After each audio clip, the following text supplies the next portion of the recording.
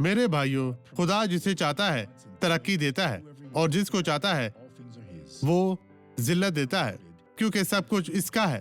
لوگوں کو اس کے کلام میں دلچسپی کی وجہ سے ترقی دی جاتی ہے، لیکن وہ اس میں کوئی خوش آمد نہیں چاہتا۔ وہ کوئی خوش آمد نہیں دیکھتا، وہ لوگوں کے دلوں میں دیکھتا ہے، اور وہ جانتا ہے کہ ان کے ساتھ کیا ہوتا ہے اور کیا ہو رہا ہے۔ اور جب وہ واقعی اس کی خدمت کرنا چاہتے ہیں اور اس کی مرضی پوری کرنے کے لیے طاقت کی تلاش کرتے ہیں، تب حالات بہتر ہو جاتے ہیں۔ یسایہ 22:19 میں در ذیل لکھا ہے، اور میں تجھے تیرے منصب سے برطرف کروں گا۔ ہاں، وہ تجھے تیری جگہ سے کھینچ اتارے گا، کیونکہ وہ ایسا نہیں کر رہے تھے جس کا خدا نے حکم دیا تھا۔ یہ میرے لیے اور آپ کے لیے اور کسی اور کے لیے ایک انتباہ ہے، ایک نصیحت ہے۔ خدا آپ کو برکت دینا چاہتا ہے۔ اب اس گواہی کو دیکھیں۔ میں کپڑے لٹکانے کے لیے بازو نہیں اٹھا سکتی دعا تھی۔ سے پہلے آپ کتنا اونچا اٹھا سکتی تھی؟ صرف اتنا سا؟ صرف اتنا جی ہی؟ ہاں، ایسے۔ کب سے؟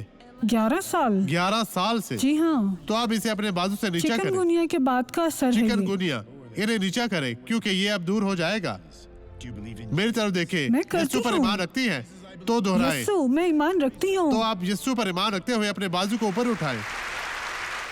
آئیں اب دعا کریں۔ باپ، یہ بہت خوبصورت ہے لوگوں کو آپ کے ذریعے شفا یاب ہوتے دیکھنا۔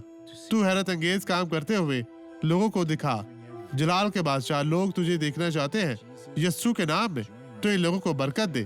میرا ایمان ان لوگوں کے ایمان کے ساتھ جڑا ہوا ہے، مسیح یسوع ناصری کے نام میں۔ آپ بدین کی زندگی سے چلی جائے، پھر کبھی واپس نہ آئے، یسوع کے نام میں، اور آپ کہیں خداوند تیرا شکر، تیری تعریف ہو۔